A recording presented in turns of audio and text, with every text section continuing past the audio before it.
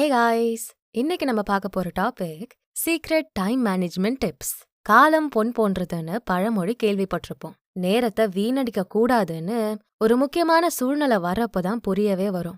எக்ஸாமுக்கு ஒரு நாள் தான் ரிவிஷன் இருக்கு. காலையில 5 மணிக்கு எழுந்திருச்சு ஈவினிங் 5 மணிக்குள்ள 5 சாப்டரையும் முடிச்சுட்டு அப்புறம் ரிவைஸ் பண்றோம். எக்ஸாம்ல மாஸ் பண்றோம் அப்படின்னு பிளான் பண்ணிருப்போம். சரி, அதான் ஒரு சாப்டர் முடிச்சாச்சுல, கொஞ்சம் ஃபோன் பார்க்கலான்னு ஃபோன் எடுத்துட்டு வச்சதுக்கு அப்புறம் தான் தெரியும் ஈவினிங் 5 மணி ஆயிடுச்சுன்னு. ஸோ டைம் எப்போ எவ்வளோ சீக்கிரம் ஓடுதுன்னே தெரியாது. போன டைமை நம்மளால திரும்ப அடையவும் முடியாது. சரியா பயன்படுத்திக்க வேண்டிய வளங்கள்ல நேரமும் ஒண்ணு. டைம் மேனேஜ்மெண்ட் கஷ்டமெல்லாம் கிடையாது. அதே மாதிரி நேரத்தை மேனேஜ் பண்றதுக்கு எந்த ரகசியங்களும் கிடையாது. ஒரு மனுஷன் தன்னோட வேலைய தன்னோட ருட்டீனை எப்படி மேனேஜ் பண்றானோ அதை பொறுத்து தான் அவன் நேரமும் அமையும். நேரத்தை சரியா பயன்படுத்திக்கவும் மேனேஜ் பண்ணவும் 10 டிப்ஸா பார்க்கலாம். Number 1, make a plan. நேரத்தோட வேல்யூ என்னன்னு முதல்ல புரிஞ்சுக்கணும். ஒவ்வொரு நாளும் பல வேலைகள் இருந்துட்டே இருக்கும். அந்த வேலை எதையுமே மிஸ் பண்ணிடக்கூடாதுன்னு தோணும். ஒரு வேலை மிஸ் ஆகிட்டா அடுத்த நாள் வேலையோட இழுத்து போட்டு இதையும் மொத்தமா பண்ணணும். ஸோ எப்படியெல்லாம் நேரத்தை செலவழிக்கணும்னு தெளிவா புரிஞ்சுக்கணும். விழிப்புணர்வோட இருக்கணும். நாளைக்கு 10 வேலைகள் இருக்குன்னா அதுல எத்தனை வேலையை சீக்கிரமா முடிக்கலாம், எத்தனை வேலைக்கு ரொம்ப டைம் எடுக்கும், இதெல்லாம் பார்த்துட்டு மொத்தமா அந்த 10 வேலையும் முடிக்க எவ்வளவு மணி நேரம் ஆகும்னு கால்குலேட் பண்ணணும். எப்படியெல்லாம் நேரத்தை செலவழிக்கணும்னு உங்களால சிந்திக்க முடிஞ்சாலே உங்ககிட்ட இருக்க டைம் மேனேஜ்மெண்ட் ஸ்கில்ஸை வளர்த்துக்க முடியும். இதுதான் நான் நாளைக்கு பண்ண போறேன் அப்படின்னு சரியா ரெக்கார்டை மெயின்டைன் பண்ணணும். இப்படியெல்லாம் டைம் மேனேஜ் பண்றதுன்னு யோசிச்சு பிளான் பண்றதுக்காகவே 1 மணி நேரம் 2 மணி நேரம் ஸ்பெண்ட் பண்றது நல்லது. எல்லாத்துக்குமே பிளானிங் இருந்தா பெட்டரா நடக்கும். அதே மாதிரி தான் டைம் மேனேஜ் பண்றதுக்கும் சிறப்பான பிளானிங் பண்றது சிறந்தது. இப்போ ஒரு சுவாரஸ்யமான கேள்வி கேட்கிறேன். புலி பசிச்சாலும் புல்லை தின்னாது அப்படிங்கிற பழமொழி கேள்விப்பட்டிருப்போம். உண்மையா புலி புல்லு சாப்பிடாதா? கேள்விக்கான பதில தெரிஞ்சுக்க கடைசி வர பாருங்க. Number 2, prioritisation. டைமை சரியா மேனேஜ் பண்ணா இலக்குகளை சீக்கிரமா அடைய முடியும். இலக்குகளை சீக்கிரமா அடைஞ்சிட்டா வெற்றிகள் குவிஞ்சுக்கிட்டே இருக்கும். இந்த பேட்டர்னை தான் நம்மளும் ஃபாலோ பண்ணணும். அதாவது டைமை மேனேஜ் பண்ணணும், இலக்குகளை அடையணும், வெற்றியாளர்களா ஆகணும். டைம் மேனேஜ்மெண்ட் அப்படிங்கிறது தேவையில்லாத விஷயங்கள்ல நேரத்தை செலவழிக்கிறது கிடையாது. எது தேவையான விஷயமோ எது முக்கியமான விஷயமோ அதுல நேரத்தை செலவு பண்றதுதான் டைம் மேனேஜ்மெண்ட். ஸோ ப்ரையாரிட்டிஸ் என்னன்னு கண்டுபிடிக்கணும். அதுக்கு உங்களுக்குள்ளேயே நீங்க சில கேள்விகளை கேட்டுக்கலாம். எது அர்ஜென்ட், அப்புறம் எது இம்பார்ட்டன்ட், உங்களோட வேல்யூஸ் என்ன, உங்களோட இலக்குகள் என்ன, நீங்க செஞ்ச வேலையோட ரிசல்ட் என்ன. இந்த கேள்விக்கான பதில் தெரிஞ்சாலே எது ரொம்ப முக்கியமான வேலைன்னு புரிஞ்சுக்க முடியும். அர்ஜென்ட் டாஸ்க், அதாவது அவசரமா ஒரு வேலை இருக்கு. இம்பார்ட்டன்ட் டாஸ்க், அதாவது முக்கியமான ஒரு வேலை இருக்கு. இது ரெண்டுத்துல எதுக்கு அதிக முக்கியத்துவம் கொடுக்கணும்னா அவசரமான வேலைக்கு தான் முக்கியத்துவம் கொடுக்கணும். ஏன் அப்படின்னா முக்கியமான வேலைகள் நம்ம இலக்க அடைய உதவும். அதை கொஞ்சம் தள்ளி போட்டா பெருசா பாதிப்பு இருக்காது. ஆனா அவசரமான வேலைகளை லைட்டா தள்ளி போட்டா போதும், அது மத்த வேலைகளையும் சேர்த்து பாதிக்கும். அதோட விளைவுகள் பயங்கரமா இருக்கும். உதாரணத்துக்கு, நாளைக்கு அண்ணாத்த படம் ரிலீஸ் ஆகிருக்கு. அதை பார்க்கணும்னு ரொம்ப ஆர்வமா வெயிட் பண்ணிட்டு இருக்கீங்க. ரொம்ப நாள் முன்னாடியே டிக்கெட் எல்லாம் கூட புக் பண்ணி வச்சுட்டீங்க. ஃபர்ஸ்ட் டே ஃபர்ஸ்ட் ஷோ படம் பார்க்கணும்னு ஆர்வத்துல காலையில சீக்கிரம் எழுந்து குளிச்சுட்டு படம் பார்க்க பைக் எடுத்துட்டு போறீங்க. 10 மணி ஷோக்கு 9க்கெல்லாம் தியேட்டர்ல போய் உட்காந்தாச்சு. சரியா 9:45க்கு அம்மா ஃபோன் பண்ணி பேங்க்ல இருந்து 10,000 ரூபாய் எடுத்துட்டு அப்பா ஆஃபீஸ்க்கு போவியாண்டா, ஏதோ அவசரமா அப்படின்னு சொல்றாங்க. இந்த நேரத்துல செம்ம கடுப்பாகும். அண்ணாத்த படம் முக்கியமா அப்பா முக்கியமானு பார்த்தா அண்ணாத்த படம் முக்கியம்னு மைண்டுக்கு வரும். ஆனா அதே நேரத்துல அப்பாவோட பெல்ட்டும் அடியும் சேர்த்து மைண்டுக்கு வரும். எது அவசரம்னு புரிஞ்சுக்கிட்டு வேகமா பைக் எடுத்துட்டு பேங்க்குக்கு போயிடுவோம். படம் பாக்குறது முக்கியமா இருந்தாலும் அது அவசரம் இல்ல, நெக்ஸ்ட் டைம் கூட பாத்துக்க முடியும். அதே மாதிரி இந்த கேஸ்ல நல்ல வேலை அண்ணாத்த படம் நீ பார்க்கலன்னு உங்க ஃப்ரெண்ட்ஸ் அதுக்கப்புறம் சொல்லிருப்பாங்க. சோ அர்ஜென்ட்டா ஒரு வேலை இருக்கப்போ அதுக்கு தான் முக்கியத்துவம் கொடுக்கணும். சோ உங்களுக்கு அண்ணாத்த படம் முக்கியமா அப்பாக்கு காசு எடுத்து கொடுக்கறது முக்கியமானு கமெண்ட்ஸ்ல சொல்லுங்க. Next, urgent versus important matrix அப்படின்னு ஒன்னு இருக்கு. மொத்தம் 4 விஷயங்கள் தான். 1, இம்பார்ட்டன்ட் பட் நாட் அர்ஜென்ட். முக்கியமான வேலை தான் ஆனா அவசரமான வேலை இல்ல. 2வது, இம்பார்ட்டன்ட் அண்ட் அர்ஜென்ட். முக்கியமான வேலை, அது அவசரமான வேலையும் கூட. 3வது, நாட் இம்பார்ட்டன்ட் நாட் அர்ஜென்ட். முக்கியமான வேலையும் இல்ல அவசரமான வேலையும் இல்ல. 4வது, நாட் இம்பார்ட்டன்ட் பட் அர்ஜென்ட். முக்கியமான வேலை இல்ல ஆனா அவசரமான வேலை. இந்த 4ல 2வது இருக்க முக்கியம் பிளஸ் அவசரமான வேலையை தான் முதல்ல முடிக்கணும். மத்த எல்லா வேலையும் தூரமா ஒதுக்கி வச்சிடணும். ஏன்னா இதை கம்ப்ளீட் பண்ணாதான் டாஸ்க் முடியும். ஒரு வேலை பண்ணாம போயிட்டா அதுக்கான விளைவுகளும் ஜாஸ்தி இருக்கும். இதுக்கு அடுத்தபடியா எதை கவனிக்கணும்னா 4வது விஷயத்தை தான் கவனிக்கணும். அதாவது ஒரு விஷயம் முக்கியம்லாம் இல்ல ஆனா அவசரம். இந்த வேலையும் சீக்கிரம் முடிக்கணும். ஏன்னா நம்ம முன்னாடியே பார்த்த மாதிரி அவசரமான வேலைகளை முடிக்கலனா விளைவுகள் பயங்கரமா இருக்கும். மத்த டாஸ்க்கும் அடிபட்டு போகும். ஸோ அர்ஜென்ட் டாஸ்க்கை முடிக்கிறது தான் பெட்டர். இதுல அதிகம் கவனிக்க கூடாத விஷயம் 3வது விஷயம் தான். முக்கியமும் இல்ல, அவசரமும் இல்ல. அப்ப அதை ஓரமா ஒதுக்கி வச்சுக்கலாம். எப்போ நிறைய நேரம் கிடைக்குதோ அப்ப அதை பண்ணிக்கலாம். ஸோ இப்படிதான் ஒரு விஷயத்த ப்ரையாரிட்டைஸ் பண்ணணும். Next number 3, to do list. இப்ப எது முக்கியமான டாஸ்க்னு கண்டுபிடிச்சு வச்சாச்சு.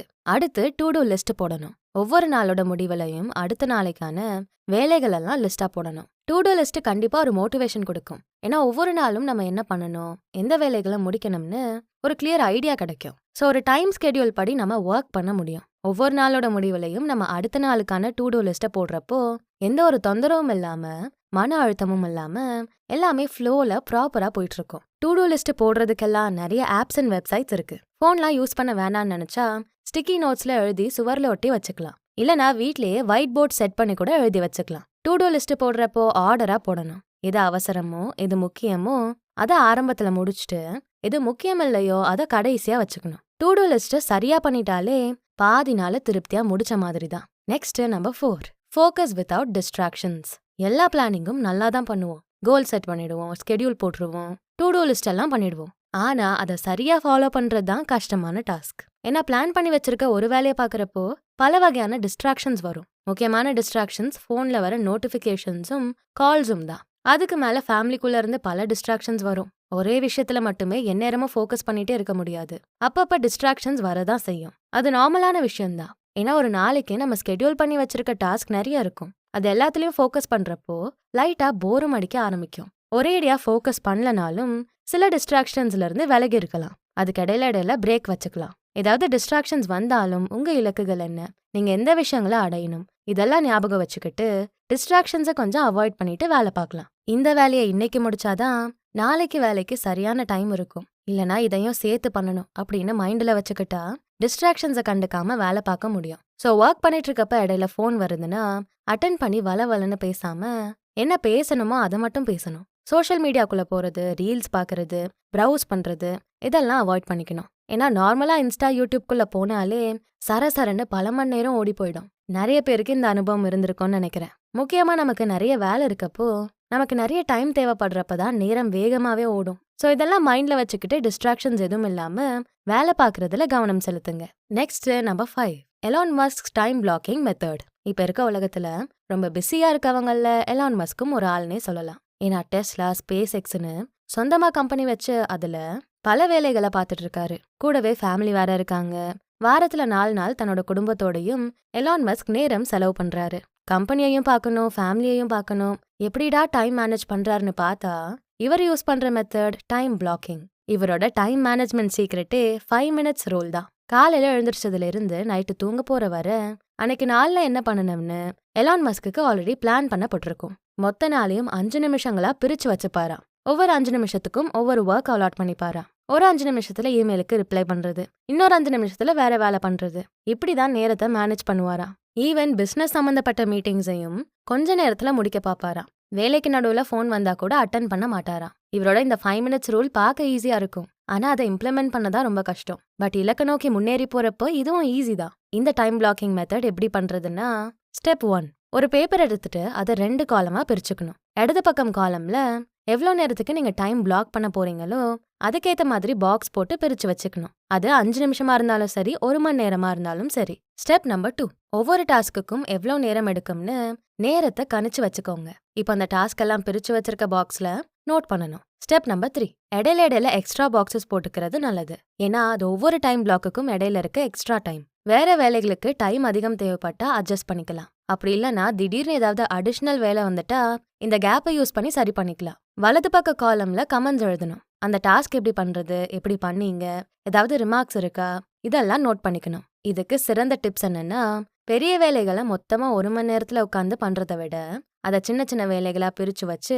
கேப் விட்டு விட்டு பண்றது பெட்டர். ஒவ்வொரு டாஸ்க்கும் எவ்வளோ நேரம் எடுக்கும்னு சரியான கணிப்பு இருந்தா இன்னும் ஈஸியா நேரத்தை மேனேஜ் பண்ணிக்க முடியும். இந்த டைம் பிளாக்கிங் நீங்களே பேப்பர் யூஸ் பண்ணியும் பண்ணலாம். இல்லனா கூகுள் ஷீட்ஸ், எக்ஸல் இதெல்லாம் கூட யூஸ் பண்ணிக்கலாம். இன்னும் ஈஸியா வேணும்னா டைம் பிளாக்கிங் ஆப்ஸ் நிறைய அவைலபிளா இருக்கு, அதையும் பயன்படுத்திக்கலாம். Next number 6, record your daily routine. இந்த விஷயத்த பண்ணாலே எதுல உங்களோட அதிக நேரம் வீணாகுதுன்னு கண்டுபிடிச்சிட முடியும். ஒவ்வொரு மணி நேரமும் என்ன பண்றீங்க, எந்த விஷயங்கள்ல செலவழிக்கிறீங்கன்னு ட்ராக் பண்ணாலே எப்படி நேரங்களை நம்ம செலவழிக்கிறோம், எதுல தேவையில்லாம நேரத்தை வீணடிக்கிறோம்னு கண்டுபிடிச்சிட முடியும். நம்ம கணக்கு போட்டு பார்த்தா தூக்கத்துல தான் அதிக நேரம் போகும், அடுத்ததா போன்ல தான் அதிக நேரம் போகும். போன் பார்க்கலாம், பார்க்க கூடாதுன்னு சொல்லல, பட் அதுக்கும் ஒரு குறிப்பிட்ட நேர அளவு கொடுத்துக்கணும். தினசரி 10 நிமிஷம், 2 நாளைக்கு ஒரு தடவை, இல்ல வாரத்துக்கு ஒரு முறையாச்சும் உங்க நேரங்களை எப்படி செலவு பண்ணிருக்கீங்கன்னு சரி பார்க்கணும். அனலைஸ் பண்ணி பார்க்கறப்போ எதுல அதிகம் நேரம் செலவு பண்ணிருக்கீங்களோ அந்த விஷயத்த செய்யற நேரத்தை குறைக்க பார்க்கணும்.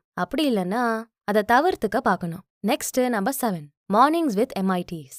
MIT அப்படின்னா மோஸ்ட் இம்பார்ட்டன்ட் டாஸ்க்ஸ், அதாவது ரொம்ப ரொம்ப முக்கியமான வேலைகள். நம்ம ஆல்ரெடி பண்ண பிளானிங்லயே எது ரொம்ப முக்கியமான வேலைங்கன்னு நோட் பண்ணி வச்சிருப்போம். காலையில நம்ம எழுந்ததும் கொஞ்சம் ஃப்ரெஷ்ஷா இருக்கும், நல்லாவே சுறுசுறுப்பாகவும் ஃபீல் ஆகும். அப்ப அந்த நேரத்தை ரொம்ப முக்கியமான வேலைகளுக்கு பயன்படுத்திக்கணும். டைமை மேனேஜ் பண்றதுக்கான ரொம்ப முக்கியமான ரகசியம் இதுதான். ஏன்னா நிறைய பேர் காலையில எழுந்திரிச்சதுமே ஏண்டா நிறைய வேலை பார்க்கணும் அப்படின்னு யோசிச்சு பெரிய வேலை, கஷ்டமான வேலை எல்லாத்தையும் லாஸ்டா பண்ணிக்க தான் பார்ப்போம். பட் ரொம்ப ரொம்ப முக்கியமான வேலை கஷ்டமா இருந்தாலும் காலையில செஞ்சு முடிக்கிறது நல்லது. அதை முடிச்சதுக்கு அப்புறமே பெரிய ரிலீஃப் கிடைக்கும். Next number 8, stop being a perfectionist. இந்த உலகத்துல யாராலையும் எல்லாத்துலயுமே பெர்ஃபெக்டா இருக்க முடியாது. எங்கேயாவது ஏதாவது ஒரு இடத்துல மிஸ் ஆகும். தப்பு பண்றப்பதான் நிறைய கத்துக்க முடியும். தப்பு பண்ணாதவன் மனுஷன் லிஸ்ட்லயே இருக்க முடியாது. அப்படி பாக்குறப்போ எல்லா நாளும் நான் பெர்ஃபெக்டா இருக்கணும், எல்லா வேலையும் பெர்ஃபெக்டா செய்யணும்னு நினைக்கிறது முட்டாள்தனம் தான். ஏன்னா ஒரு விஷயத்த பெர்ஃபெக்டா செய்யணும்னு நம்ம எப்போ நினைக்கிறோமோ அப்போ ரொம்ப கவனிப்போம், அதுல நிறைய நேரங்களையும் செலவு பண்ணுவோம். அங்கதான் தேவையில்லாம நேரங்களும் வீணாகும். ஸோ பெர்ஃபெக்ஷனிஸ்டா இருக்கணும், எல்லாமே அக்யூரேட்டா மட்டும்தான் இருக்கணும்னு ரொம்ப முயற்சி பண்ண வேண்டாம். டைமை மேனேஜ் பண்ணணும்னு நீங்க ஸ்கெடியூல் போடுறீங்கனாலே உங்களுக்கு ஏகப்பட்ட வேலைங்க குவிஞ்சு கிடக்குன்னு தான் அர்த்தம். ஒரு நாளைக்கு ஒரு வேலைனா பெர்ஃபெக்டா பண்றதுல கொஞ்சம் கவனம் செலுத்தலாம். ஆனா பல வேலை இருக்கப்போ ஒவ்வொன்றுக்கும் பெர்ஃபெக்ஷன் பார்த்தா நேரம் வர்ட்டாமாமே டுர்ன்னு போய்கிட்டே இருக்கும். ஸோ பெர்ஃபெக்ஷனிஸ்டா இருக்கணும்னு முயற்சி பண்ணாதீங்க.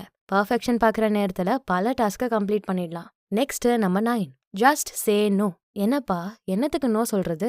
உங்களால முடியாத உங்க டைமை வீணாக்குற எல்லாத்துக்கும் நோ சொல்லணும். நீங்க ஆல்ரெடி டு டூ லிஸ்ட் போட்டு ஃபில் பண்ணி வச்சிருப்பீங்க.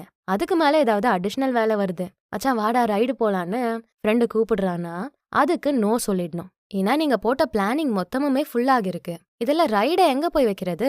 ஸோ நோ சொல்ல பழகிக்கிறது ரொம்ப நல்லது. ஒரு விஷயம் டைம் வேஸ்ட் பண்ண வைக்கும்னு முன்னாடியே தெரியுது, புரியுது அப்படின்னா அதை வேண்டான்னு ஒதுக்குறது ரொம்பவே நல்லது. நீங்க எதை பிளான் பண்ணி வச்சிருக்கீங்களோ, எந்த விஷயங்களை செய்யணுமோ அதுல கவனம் செலுத்துறதும் அதை குழப்பமா இல்லாம சிம்பிளா வச்சுக்கிறதும் ரொம்பவே நல்லது.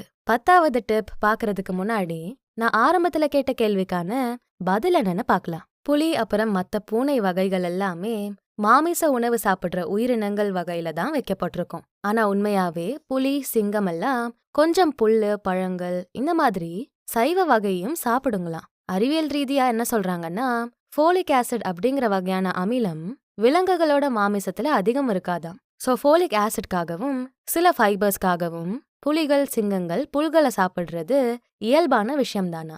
இதனால செரிமான பிரச்சனைகளும் வராம இருக்கும்னு சொல்லப்படுது.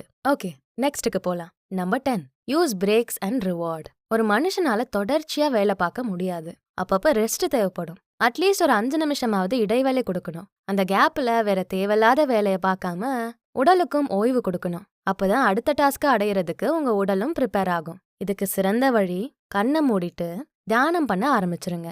எவ்வளோ நேரம் பிரேக் எடுக்கிறீங்களோ அவ்வளோ நேரத்துக்கு டைம் செட் பண்ணிட்டு எந்த தொந்தரவும் இல்லாத அமைதியான இடத்துல தியானத்துக்கு உட்கார்ந்து மூச்சை நல்லா உள்ள இழுத்து வெளியே விடுங்க. மனசை ஒருநிலைப்படுத்தி ரிலாக்ஸ் ஆகிட்டு அலாரம் அடிச்சதும் அடுத்த டாஸ்க ஆரம்பிக்கலாம். இது கொஞ்சம் தெளிவையும் கொடுக்கும், பூஸ்டப்பாவும் இருக்கும். ஒவ்வொரு வேலையை செஞ்சு முடிச்சதுக்கு அப்புறம் இல்லனா அன்னைக்கு நாளோட முடிவுல நீங்க செஞ்ச வேலைகளுக்காக ரிவார்ட் கொடுத்துக்கணும். இந்த ரிவார்ட் உங்களோட அடுத்தடுத்த வேலைகளுக்கு உங்களை நல்லாவே ஊக்குவிக்கும். அந்த ரிவார்டு உங்களை மகிழ்விக்க கூடியதா இருக்கணும். இந்த 10 விஷயங்களையும் தாண்டி நேரத்தை ரொம்ப எஃபெக்டிவா மேனேஜ் பண்ணணும்னா அதுக்கு செய்ய வேண்டிய முக்கியமான விஷயம் காலையில சீக்கிரம் எழுந்துக்கிறது. நைட்டு ஸ்கெடியூல் பண்றப்போ காலையில 11 மணிக்கு எழுந்துக்கிறோம். நைட்டு ஸ்கெடியூல் போடுறப்போ காலையில 11 மணிக்கு எழுந்துக்கிறோம். 11:30க்கு பிரேக்ஃபாஸ்ட் சாப்பிட்றோம் அப்படின்னு கேவலமா டு டூ லிஸ்ட் பண்ணா டைம் மேனேஜ் பண்றது தப்பா தான் போய் முடியும். ஸோ காலையில சீக்கிரம் எழுந்துக்கிறத ரொம்ப முக்கியமான அவசரமான விஷயத்தோட லிஸ்ட்ல ஆட் பண்ணுங்க. இதை செஞ்சதுக்கு அப்புறம் டைம் மேனேஜ் பண்றதுக்கான லிஸ்ட்டை போட்டு சரியா ஃபாலோ பண்ணுங்க. முன்னாடி சொன்ன விஷயங்களை பயன்படுத்தி நேரத்தை சரியா மேனேஜ் பண்ணி வெற்றியை அடையுங்க. இந்த வீடியோ உங்களுக்கு யூஸ்ஃபுல்லா இருந்திருக்கும்னு நம்புறேன். மறக்காம லைக் பண்ணிட்டு உங்க ஃப்ரெண்ட்ஸ் அண்ட் ஃபேமிலிக்கு ஷேர் பண்ணுங்க. பியாண்ட் ஆர்டினரிக்கு சப்ஸ்கிரைப் பண்ணிட்டு பெல் ஐகானை அழுத்துருங்க. நான் உங்களை அடுத்த வீடியோல பார்க்குறேன். தேங்க்யூ.